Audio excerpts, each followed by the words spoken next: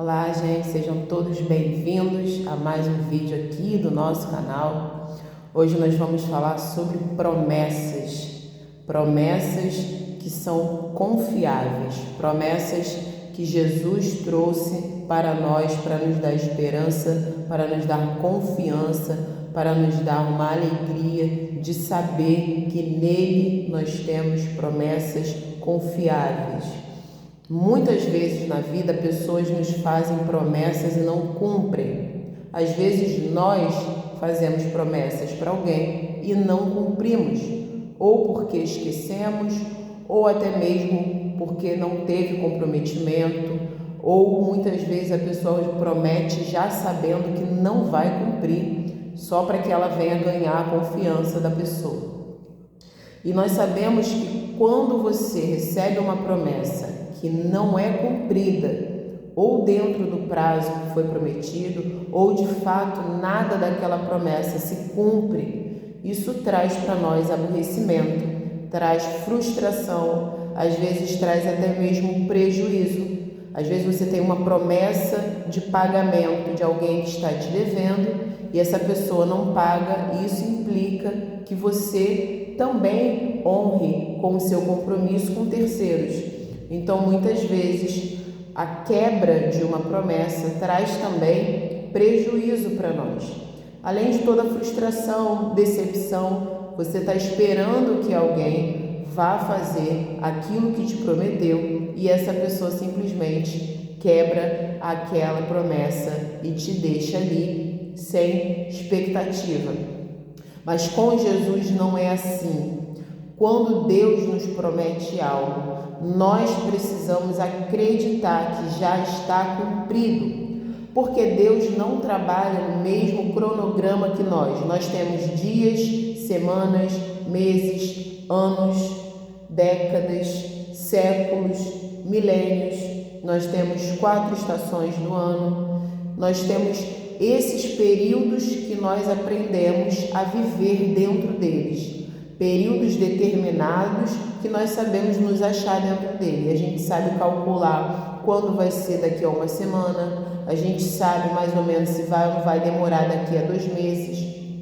Então nós somos criados, habituados nesse sistema de tempo, mas Deus ele não é contido, ele não pode ser encaixado dentro desse sistema humano. Ele que criou o tempo.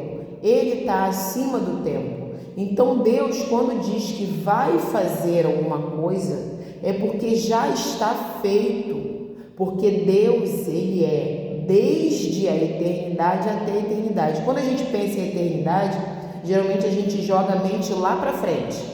Quando a gente fala de eternidade, a gente pensa logo no futuro. Só que a gente aprende, estudando a Bíblia, que a eternidade ela não tem esse parâmetro também que a gente acha que ela é lá no futuro, porque Deus ele é desde a eternidade até a eternidade. É um tempo que não é algo que começa, vai até o meio e termina. Ele não é medido como uma régua dessa forma. Então, quando Deus fala vou fazer, é porque já está feito. Pensando dessa forma, a gente consegue entender que quando Ele nos faz uma promessa, vou fazer tal coisa, será dessa forma determinada, isso acontecerá exatamente assim. A gente precisa validar, porque Deus ele tem muito crédito conosco. Às vezes a gente confia numa pessoa que a gente sequer sabe da índole, do caráter, não sabe se aquela pessoa tem ética, princípios, valores. Você vai na rua, pede uma informação, a pessoa te fala aonde você tem que virar e no automático você já vai lá e você já grava aquilo que a pessoa te falou e você já vai no automático virar na rua que ela falou. Um ser humano que erra, um ser humano que mente, como todo ser humano, um ser humano que peca, que engana, e você já vai e acredita. E muitas vezes quando você pega um versículo da Bíblia e lê uma promessa, você fica na dúvida se aquilo realmente vai acontecer com você, na sua dúvida. Você está fazendo de Deus mentiroso e você está dando mais crédito para o ser humano, que esse sim mente, engana e erra, mesmo quando não quer, erra também. Então a gente precisa entender que as promessas de Deus, elas são validadas pelo caráter de Deus. Ele não mente, ele não se engana e ele não erra, ele não vacila. Então, quando Deus diz alguma coisa, tenha isso por certo, isso já é uma validade. A própria índole de Deus já é o crédito que dá toda a credibilidade, toda a confiança para aquela promessa. Talvez o cenário que você está inserido no momento, há uma semana, há um mês, há 2 anos, há 5 anos, você está num cenário humanamente difícil e aí você não consegue acreditar que aquela promessa boa vai acontecer na sua vida, porque você já está há tanto tempo naquela situação ruim que você não consegue acreditar. Mas lembra de uma coisa: Deus não age no mesmo cronograma que nós. Ele age num tempo diferenciado. E se a promessa é dele, se foi ele que fez e se é ele que vai cumprir, como você vai esperar que essa promessa aconteça no seu tempo de ser humano? Se é ele que vai fazer, se foi ele quem cumpriu, quem prometeu, se é dele essa responsabilidade, então vai ser no tempo dele, do jeito dele que vai acontecer. Outra coisa que Deus colocou no meu coração e eu vou dividir com você: não se deixe enganar com pensamentos do tipo: eu não aguento mais o que eu estou vivendo, eu não suporto mais nem um dia. Não se deixe enganar, e eu vou dizer o porquê. Isso também é uma promessa de Deus. Deus disse que nós não seríamos provados, tentados, além daquilo que nós podemos suportar. Então, se o teu limite é esse, você não vai ser tentado acima do teu limite. Para cada pessoa, para cada vida, a pessoa tem um limite. Deus conhece a força de cada um, a resistência de cada um, o histórico de cada um. Então Deus ele vai permitindo a carga de acordo com cada pessoa. Então não acredite nisso que vem na sua mente: eu não aguento mais, eu não suporto mais, eu estou há tanto tempo nessa situação que eu não aguento mais um dia nessa situação. Não acredite nisso. Isso é engano do diabo para colocar dúvida na sua mente. Ele quer que você acredite que você já ultrapassou os seus limites, que você não suporta mais, que você não aguenta mais nem um dia nessa situação. Ele quer que você acredite nisso, mas a promessa de Deus é outra.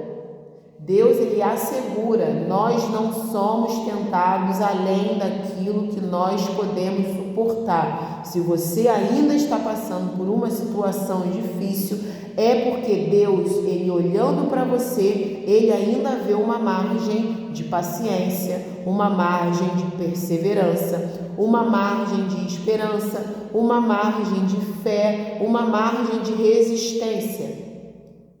Uma margem que você não vê, uma margem que o diabo não quer que você descubra que você ainda tem, mas é uma margem que Deus olha para você e vê. Você acha que o teu copo já transbordou, o diabo quer que você acredite que o teu copo já desabou, já quebrou, mas Deus olha para você e vê que o teu copo ainda tem uma parte que pode ser preenchida.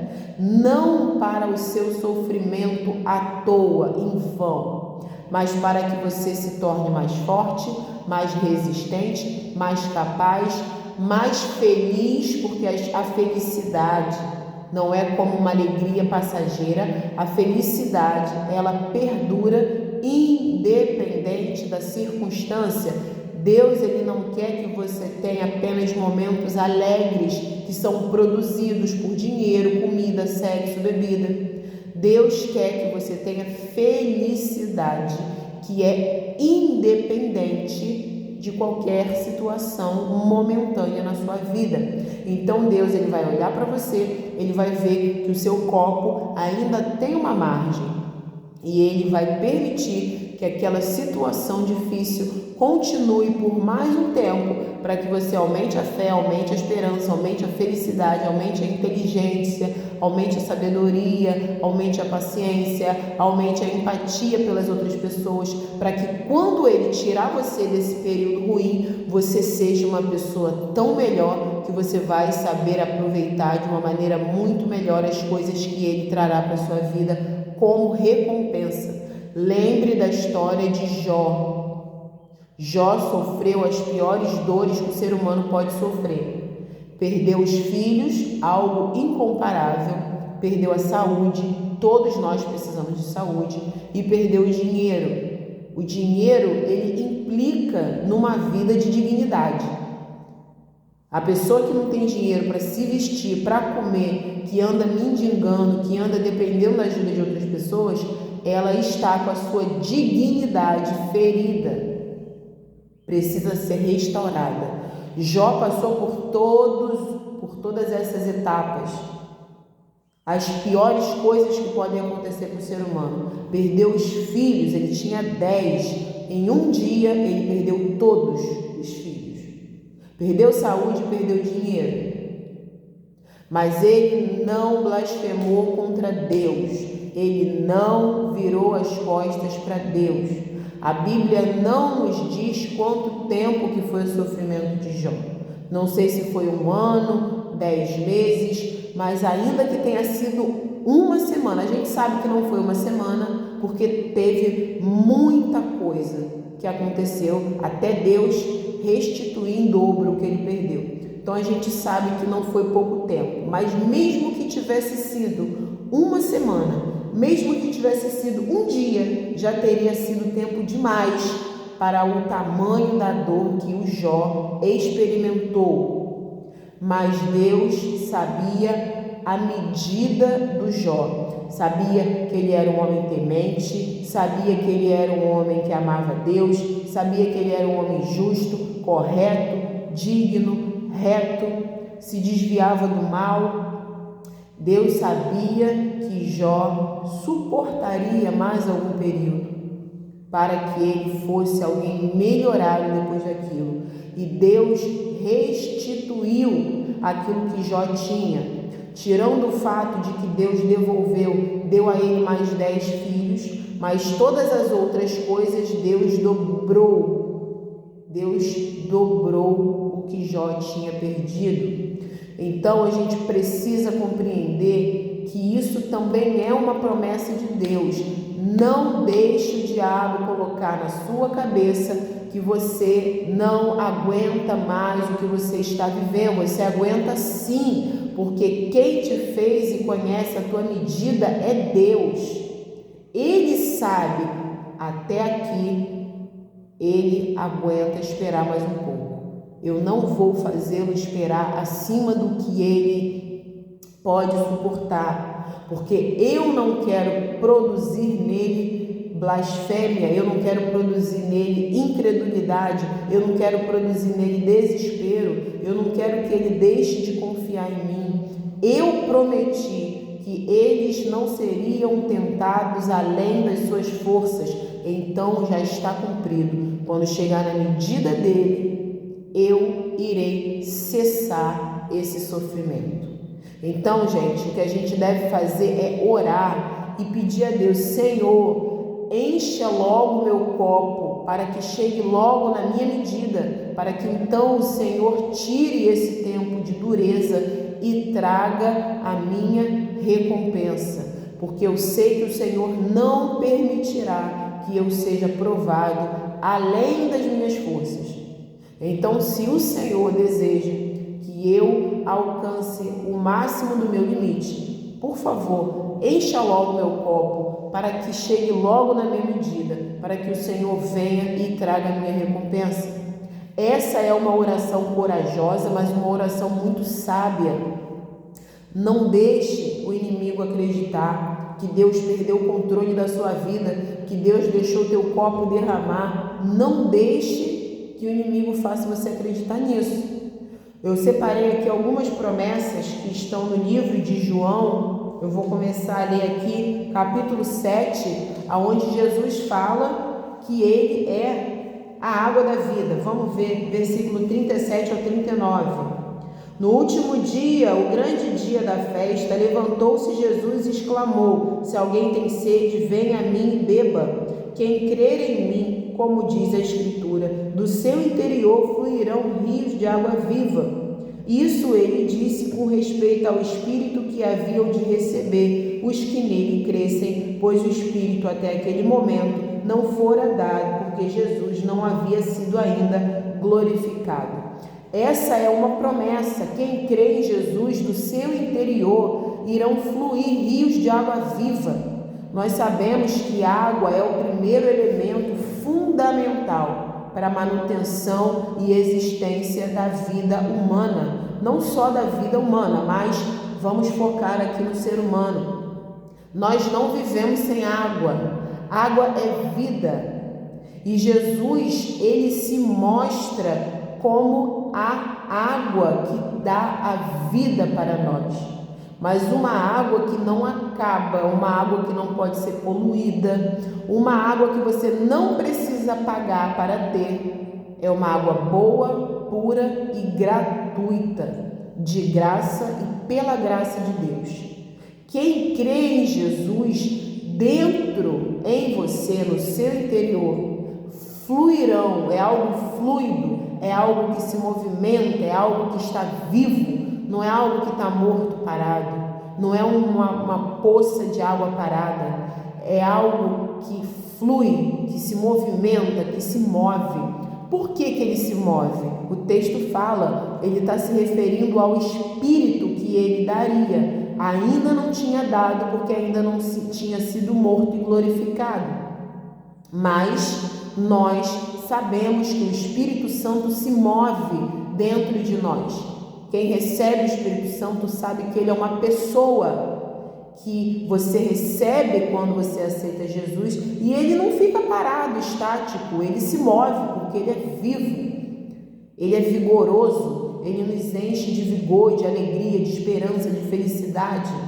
Então, essa é uma promessa de Jesus para a nossa vida, fluir dentro de nós, se mover dentro de nós. Você tem vida dentro de você, você não está apenas vivo, você não apenas existe. Tem gente, infelizmente, que apenas parece que existe, ou porque está num momento difícil, ou porque já se entregou. Mas lembre do que está na promessa de Deus através de Jesus.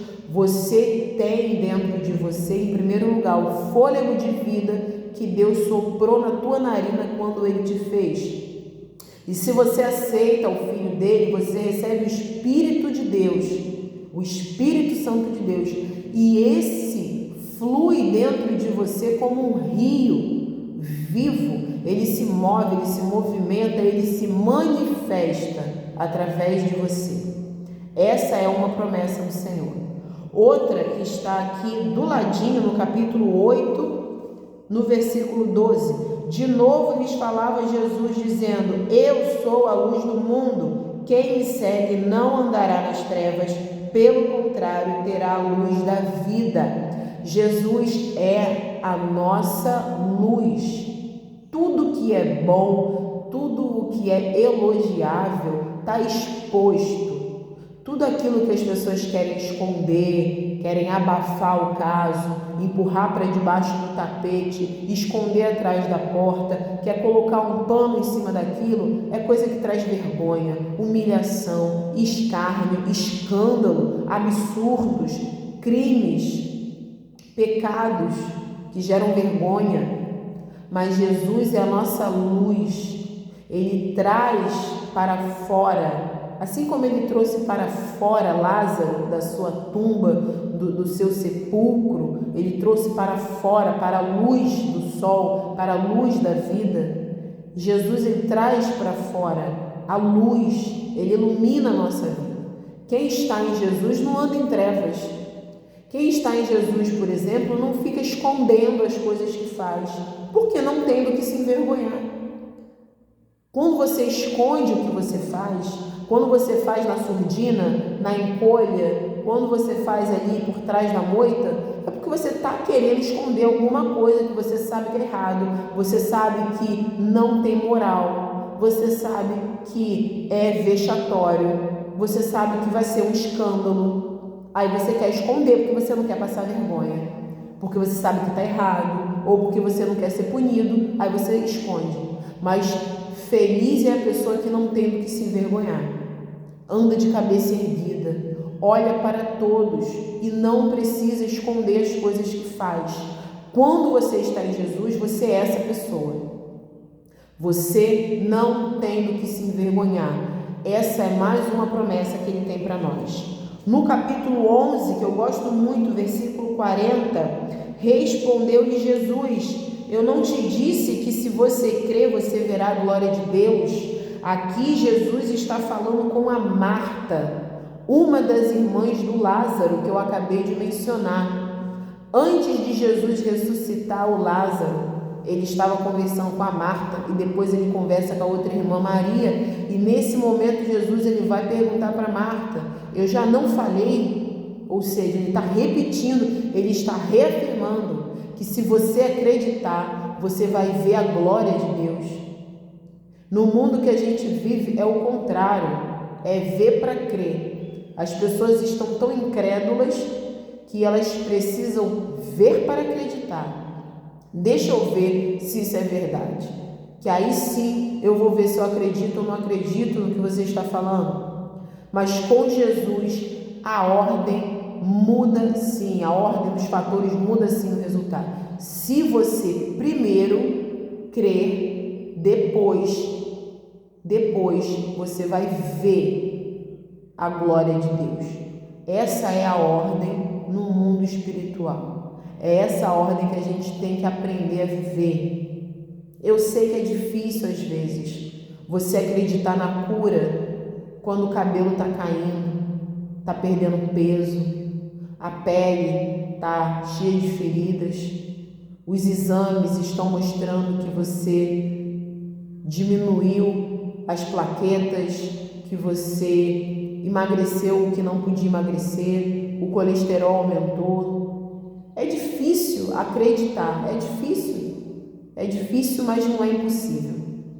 É difícil acreditar que você não vai ser despejado, que a sua família não vai para a calçada, quando você está cheio de aluguel atrasado, desempregado, sem recurso, sem ter a quem pedir. É difícil acreditar. É difícil acreditar que o seu casamento vai ser restaurado quando o seu marido já levou metade das roupas para a casa da amante, quando ele já nem disfarça mexendo no celular na sua frente, quando ele já passa mais dias na casa dela do que na de vocês. É difícil acreditar que o teu casamento tem salvação, mas não é impossível acreditar. A fé não tem que ser uma coisa fácil, ela tem que ser uma coisa constante, ininterrupta, porque se você para, você perde todo o trabalho, todo o progresso que você estava tendo. É um exercício. Quando você vai para uma academia, se você vai constantemente, você está habituando o seu corpo, você está desenvolvendo, está criando músculo. Se você para de ir, você vai regredindo todo aquele progresso. A fé é um exercício. Todo dia você tem que ficar ali exercitando. Se você para, você perde todo aquele progresso e você regride, você vai ter que começar tudo de novo. Então não pare de ter fé. É difícil, não é fácil. Tem momentos que não é fácil acreditar. Está todo mundo contra você. ninguém acredita na tua palavra, estão todos te criticando, todos viraram as costas, todas as portas bateram na sua cara, você não tem recurso, você não tem como fazer sozinho, você não tem ajuda, você não sabe o que fazer, você esgotou todas as possibilidades que estavam perto de você. É difícil, tem momentos que a corda que já estava no pescoço, ela vai começar a roçar, ela vai começar a cortar a tua pele, mas ela não vai te enforcar. Porque o banquinho que está debaixo do teu pé, segurando para você não cair naquela forca e não ser enforcado, esse banquinho está sendo sustentado pela mão de Deus. Então, tem momentos que vão ser muito difíceis de você ter fé. Muito difícil. Tem momentos que tudo acontece ao mesmo tempo. Você fica desempregado, todos os seus filhos ficam doentes. Você não tem dinheiro para comprar remédio para todo mundo. Você fica doente, mas você não pode se permitir ficar acamado, porque se você para, a tua casa também para. Chega a dívida, chega alguém te cobrando. Aí, se você tem um relacionamento, seu relacionamento entra em crise. Tudo dá errado no mesmo momento. Tem momentos na vida que são assim. E aí você para pensar, e nesse momento o diabo ele vai chegar em você com muita força. Cadê o teu Deus? Ele não prometeu que ia estar com você? Mas não está escrito que aquele que serve a Deus não vai ter falta de nada, não vai mendigar o pão? Mas cadê Jesus que falou que ia estar com você até a consumação do século? Mas cadê ele que está deixando você passar por isso? E o diabo vai para cima de você com força nesse momento. Mas você precisa compreender uma coisa. Se o próprio Jesus teve um ápice no seu sofrimento, Jesus vinha sendo perseguido, humilhado, perseguido, foi preso, foi torturado, foi crucificado e a sua dor teve um exponencial, teve assim um apogeu. Você também vai ter. Você vai vir num momento ruim, do nada, pum, tudo vai piorar. Tudo vai ficar muito pior do que estava. Nesse momento, você precisa lembrar. Jesus falou uma coisa: eis que estarei convosco todos os dias, até a consumação do século. Então, nesses dias aí que a tua dor e os teus problemas eles vão chegar lá no ápice, Jesus também vai estar com você. Jesus não é esses amigos que quando você está com dinheiro e com saúde, tá todo mundo com você tirando foto. Aí quando teu dinheiro acaba e a tua saúde vai embora, todo mundo some. Jesus não é esse não. Jesus, quando você estiver no seu pior dia, que você conversar com Deus e falar: Senhor, tira minha vida que eu não quero mais viver. Tira minha vida, eu não quero mais viver assim. Eu quero morrer, tira minha vida. Jesus vai estar com você nesse dia, com a mão no seu ombro, te consolando. Te consolando. Assim como Deus mandou um anjo consolar Jesus quando ele estava no Getsemane, orando antes de ser preso e morto, o próprio Jesus foi consolado na sua angústia. Você acha que você está passando sozinho? Você acha que quando você está no desespero, Jesus não está com a mão aqui no teu ombro, te consolando? Ele está. Você está tão focado na sua dor que você não percebe, mas Ele está aí com você. Então, outra promessa que está escrita aqui, também no livro de João, hoje eu só peguei João, porque eu encontrei várias promessas no livro de João, e eu te desafio a encontrar mais alguma promessa no livro de João, escreve aí nos comentários e nos outros livros também. Toda promessa que você achar, você escreve aí, vai ajudar outras pessoas que vão ler o seu comentário e elas também vão ser fortalecidas. Aqui, capítulo 14, versículo 13 e 14. E tudo quanto pedirdes em meu nome, isso farei, a fim de que o Pai seja glorificado no Filho. Se me pedirdes alguma coisa em meu nome, eu o farei. Gente, isso aqui é muito forte, porque é o próprio Jesus que está falando. Se você fizer uma oração e você pedir alguma coisa em nome de Jesus, ou seja, em meu nome, eu vou fazer, para que o meu Pai seja glorificado em mim. Se você pedir em meu nome, eu vou fazer. Então, tenha muita sabedoria no que você vai pedir. É claro que se você for orar e pedir, por exemplo, que Deus mate o seu inimigo em nome de Jesus, não preciso nem responder o que vai acontecer, né? Não preciso nem responder. Então tenha muita sabedoria, porque quando Jesus falou isso, é como se ele tivesse pego uma pedra muito grande, muito pesada, de ouro purinho, puro, e tivesse colocado na nossa mão. Jesus nos deu um presentaço quando ele nos deu essa promessa. Isso aqui é promessa. Ele prometeu. Então isso aqui ele vai cumprir. Então você tem que ter muita inteligência, muita sabedoria para você usar isso aqui. Quando você for orar, antes de você pedir, não desperdice essa promessa não. Pede que o Espírito Santo te ajude a formular a tua oração, para você não desperdiçar, para você não pedir de uma maneira errada, porque você não vai receber. Quem pede de maneira errada não recebe aquilo que está esperando. Então, olha o que Jesus falou, eu vou ler de novo. Tudo, ele não deu limite. Ele não deu limite. Ele falou tudo. E tudo quanto pedirdes em meu nome, isso farei, a fim de que o Pai seja glorificado no Filho. Se me pedirdes alguma coisa em meu nome, eu o farei. Eu comecei esse vídeo falando de pessoas que fazem promessas e não cumprem. E alegremente eu encerro esse vídeo falando de uma pessoa que cumpre tudo o que promete. Essa pessoa se chama Jesus Cristo, o Cordeiro de Deus.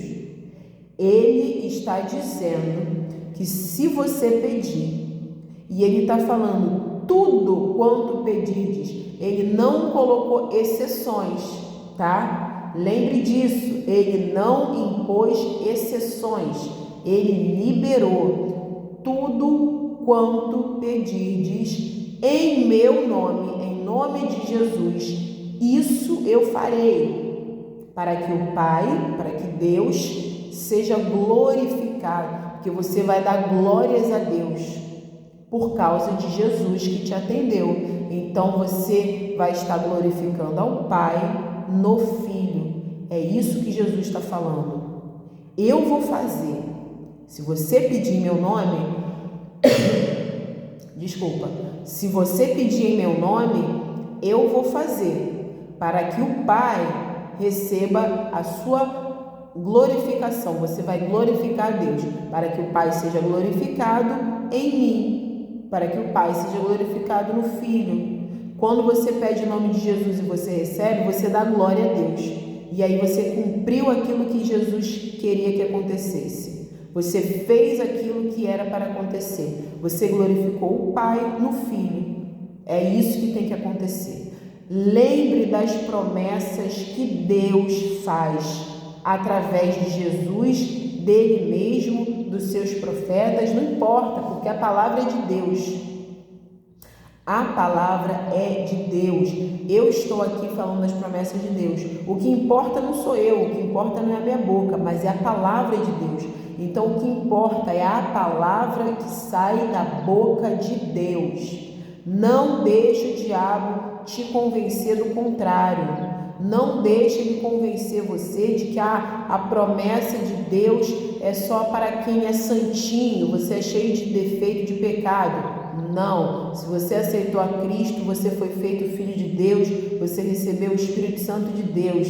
E se você ainda não aceitou a Cristo, você está esperando o quê? Você está esperando que a sua vida dê mais errado? Você está esperando mais sofrimento? Você está esperando o quê? Aceita Jesus, entrega a tua vida para Ele. Deus vai te adotar, você vai receber o Espírito de Deus e tudo que você pedir em nome de Jesus. Porque não adianta ser um incrédulo a pedir. A pessoa não acredita em Jesus, vai pedir em nome de Jesus, Jesus não vai atender. Jesus vai atender se você for um cristão, se você crer nele. Tudo que você pedir em nome dele, ele vai fazer, para que Deus seja glorificado nele. Não se esqueça disso. Não deixa o diabo fazer você acreditar que você não aguenta mais o que você está vivendo. Deus foi quem te fez, Ele sabe a medida que você tem, a sua força, a sua resistência, a sua constância. Ele é que conhece o seu limite. Manda esse vídeo para seus familiares, mas envia mesmo, envia, porque essas palavras são palavras de poder, são palavras para reestruturar a sua vida. Se a tua vida estava caída no chão, hoje ela vai levantar em nome de Jesus, com essas promessas que o Senhor traz para você hoje. Manda esse vídeo para outras pessoas, se Deus permitir, até o próximo vídeo, que Deus nos abençoe. Amém.